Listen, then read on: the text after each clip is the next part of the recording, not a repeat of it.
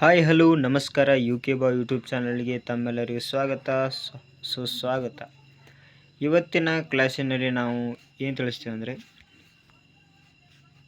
BA 6 semester NEP degree examination ಇದು ಮಾದರಿ ಪ್ರಶ್ನೆ ಪತ್ರಿಕೆಯಾಗಿದ್ದು ಮೇ ಮತ್ತು ಜೂನಲ್ಲಿ ನಡೆದಂಥ 2025ರಲ್ಲಿ ಮಾದರಿ ಪ್ರಶ್ನೆ ಪತ್ರಿಕೆ economic Indian public finance paper ಇದು DSC -13 ವೆರಿ ಇಂಪಾರ್ಟೆಂಟ್ ಅಂತ ಪ್ರಶ್ನೆ ಪತ್ರಿಕೆ. ಇದು ಮಾದರಿ ಪ್ರಶ್ನೆ ಪತ್ರಿಕೆಯಾಗಿದ್ದು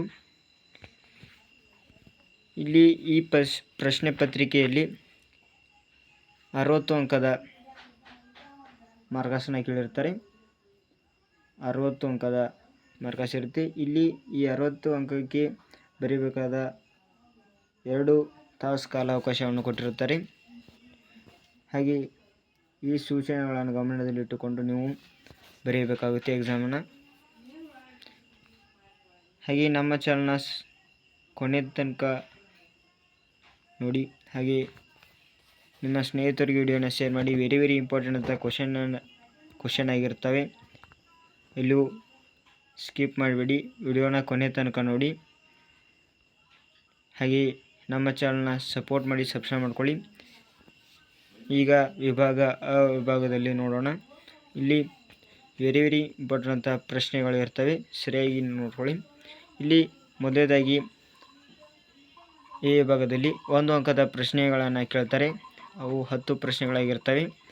ಇಲ್ಲಿ ಅವರೇ ಸೂಚನೆ ಕೊಟ್ಟಿರ್ತಾರೆ, ಸರಿಯಾಗಿ ನೋಡ್ಕೋಬೇಕಾಗುತ್ತೆ ನೀವು ನೋಡಿ. ಕೆಳಗಿನವುಗಳಲ್ಲಿ ಬೇಕಾದ 10 ಪ್ರಶ್ನೆಗಳಿಗೆ ಉತ್ತರಿಸಿರಿ. 10 ಪ್ರಶ್ನೆಗಳಿಗೆ ಉತ್ತರಿಸಿರಿ ಅಂತ ಕೊಟ್ಟಿದ್ದಾರೆ. ಪ್ರತಿಯೊಂದು ಪ್ರಶ್ನೆಗೆ 1 ಅಂಕ ಅಂತ ಅವರು ಸೂಚನೆಯಲ್ಲಿ ತಿಳಿಸ್ತಾರೆ. ಇಲ್ಲಿ ಮೊದಲೇ ಕ್ವಶನ್ ಯಾವ ರೀತಿ ಇದೆ ಅಂತ ನೋಡ್ಕೊಳ್ಳಿ. ವೆರಿ ಇಂಪಾರ್ಟೆಂಟ್ ಅಂತ ಕ್ವಶನ್ ಪೇಪರ್ ಇದು. ಪಿಕ್ಸ್ ಎಕ್ಸಾಮಿನಲ್ಲಿ ಬರುವಂತಹ ಕ್ವಶನ್ಗಳಾಗಿವೆ. ಈ ಮಾದರಿ ಪ್ರಶ್ನೆ ಪತ್ರಿಕೆ ನೀವು ನೋಡಿದರೆ ಸಾಕು. ಹಾಗೆ ಕೊನೆ ತನಕ ನೋಡಿ ವಿಡಿಯೋನ. ಇಲ್ಲಿ ಮೊದಲೇ ಪ್ರಶ್ನೆ ನೋಡಿ, ಎ ಸಾರ್ವಜನಿಕ ಆದಾಯ ವ್ಯಾಖ್ಯಾನಿಸಿ. ಹಾಗೆ ಎರಡನೇ ಪ್ರಶ್ನೆ ಬಿ ಪರೋಕ್ಷ ತೆರಿಗೆ ಎಂದರೇನು. ಹಾಗೆ GST ವಿಸ್ತರಿಸಿ. ಇದು ಮೂರನೇ ಪ್ರಶ್ನೆಯಾಗಿದ್ದು ವೆರಿ ಇಂಪಾರ್ಟೆಂಟ್ ಪ್ರಶ್ನೆಗಳ ಕೇಳಿದ್ದಾರೆ. ಇಲ್ಲಿ ಡಿ ನಾಲ್ಕನೇ ಪ್ರಶ್ನೆ ಯೋಜನಾ ವೆಚ್ಚ ಅರ್ಥೈಸಿರಿ. ಹಾಗೆ ಮುಂದಿನ ಪ್ರಶ್ನೆ ಈ ಮುಂಗಡ ಪತ್ರ ವ್ಯಾಖ್ಯಾನಿಸಿರಿ. ವೆರಿ ಇಂಪಾರ್ಟೆಂಟ್ ಅಂತ 1 ಅಂಕದ ಪ್ರಶ್ನೆಗಳು ಇವಾಗಿರ್ತವೆ. ಇದೇ ರೀತಿ ಎಕ್ಸಾಮ್ನಲ್ಲಿ ಕೇಳುತ್ತಾರೆ, ಆ್ಯನ್ಯುವಲ್ ಎಕ್ಸಾಮ್ನಲ್ಲಿ ಕೇಳ್ತಾರೆ. ವೆರಿ ಇಂಪಾರ್ಟೆಂಟ್ ಆಗಿರ್ತವೆ ಈ ಪ್ರಶ್ನೆಗಳು. ಹಾಗೆ ಇಲ್ಲಿ ಮುಂದಿನ ಪ್ರಶ್ನೆ ಎಫ್ ಪ್ರಾಥಮಿಕ ಕೊರತೆ ಎಂದರೇನು. ಹಾಗೆ ಜಿ ಹಣಕಾಸು ನೀತಿಯ ಯಾವುದಾದರೂ 2 ಉದ್ದೇಶಗಳನ್ನು ಹೇಳಿರಿ. ಎಚ್ ಪತ್ತು ನಿಯಂತ್ರಣ ಎಂದರೇನು. ವೆರಿ ಇಂಪಾರ್ಟೆಂಟ್ ಪ್ರಶ್ನೆಯು ಪತ್ತು ಎಂದರೇನು.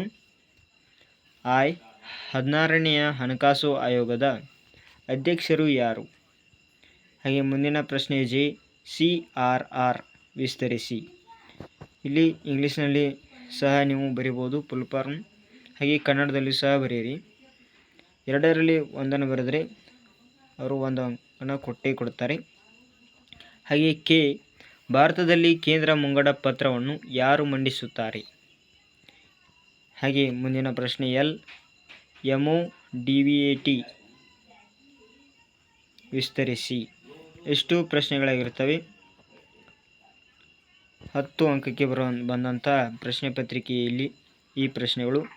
ಈ ಪ್ರಶ್ನೆಯಲ್ಲಿ ಖಂಡಿತವಾಗಿ ಆ್ಯನ್ಯುವಲ್ ಎಕ್ಸಾಮಿಗೆ ಕೇಳ್ತಾರೆ. ಸರಿಯಾಗಿ ನೀವು ನೋಡ್ಕೋಬೇಕಾಗುತ್ತೆ ಯಾವ ರೀತಿ ಪ್ರಶ್ನೆ ಇರುತ್ತೆ ಅಂತ. ಹಾಗೆ ಸೆಕ್ಷನ್ ಬಿ ವಿಭಾಗ ಬ ಒಳಗೆ ಇಲ್ಲಿ ಸೂಚನೆಯನ್ನು ಅವರು ಸಹ ಕೊಟ್ಟಿದ್ದಾರೆ ನೋಡಿ. ಕೆಳಗಿನವುಗಳಲ್ಲಿ ಬೇಕಾದ 4 ಪ್ರಶ್ನೆಗಳಿಗೆ ಉತ್ತರಿಸಿ. ಇಲ್ಲಿ ಪ್ರತಿಯೊಂದು ಪ್ರಶ್ನೆಗೆ 5 ಅಂಕಗಳು ಇರುತ್ತದೆ. ಒಂದು ಪ್ರಶ್ನೆ ಬರೆದರೆ 5 ಅಂಕ. ಟೋಟಲ್ ಆಗಿ 20 ಅಂಕದ ಪ್ರಶ್ನೆ, 20 ಅಂಕದ ಮಾರ್ಕಸ್ ಆಗಿರುತ್ತೆ. ಇಲ್ಲಿ ಮೊದಲೇ ಪ್ರಶ್ನೆ ನೋಡಿ, ಮೌಲ್ಯವರ್ಧಿತ ತೆರಿಗೆಯ ಗುಣಗಳನ್ನು ವಿವರಿಸಿರಿ. ಇದು ಮೊದಲೇ ಪ್ರಶ್ನೆ, ವೆರಿ ಇಂಪಾರ್ಟೆಂಟ್ ಕ್ವಶನ್ ಆಗಿರ್ತವೆ.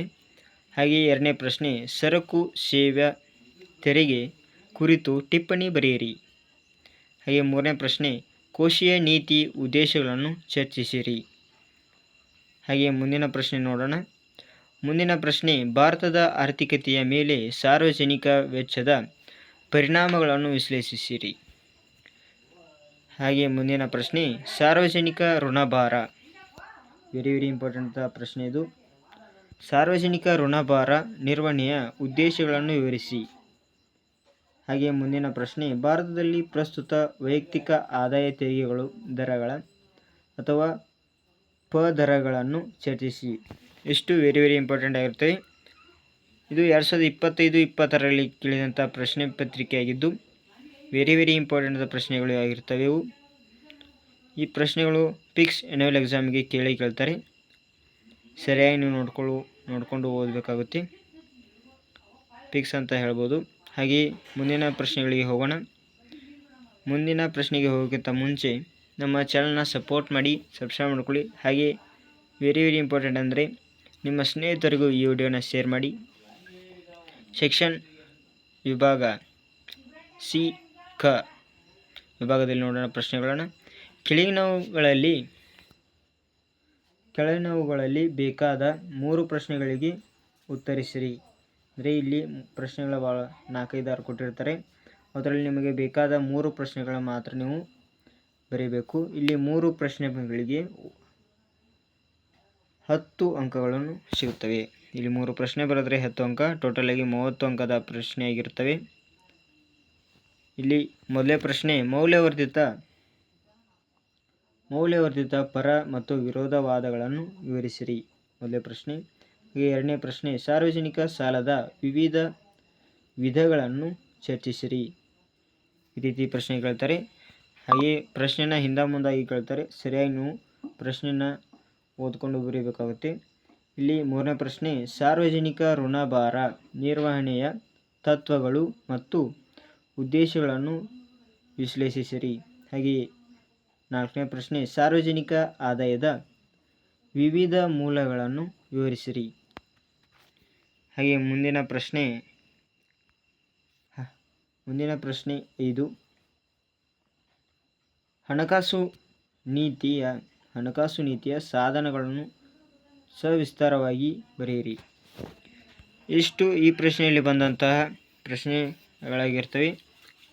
5 ಅಂಕ ಮತ್ತು 1 ಅಂಕ ಹಾಗೆ 10 ಅಂಕದ ಪ್ರಶ್ನೆಗಳಿವಾಗಿದ್ದು ವೆರಿ ಇಂಪಾರ್ಟೆಂಟ್ ಪ್ರಶ್ನೆಗಳಾಗಿದ್ದಾವೆ. ಇಷ್ಟು ಜೂನಲ್ಲಿ ನಡೆದಂಥ 2020ರಲ್ಲಿ ನಡೆದಂಥ ಪ್ರಶ್ನೆ ಪತ್ರಿಕೆ ಇದು. ಇಲ್ಲಿ ಬಂದಂಥ ಪ್ರಶ್ನೆಗಳು ಆ್ಯನ್ಯುವಲ್ ಎಕ್ಸಾಮ್ನಲ್ಲಿ ಕೇಳ್ತಾರೆ. ಹಾಗೆಯೇ ಸರಿಯಾಗಿ ನೀವು ನೋಡ್ಕೊಳ್ಳಿ. ಹಾಗೆ ಮುಂದಿನ ವಿಡಿಯೋದಲ್ಲಿ ಸಿಗೋಣ. Thank you.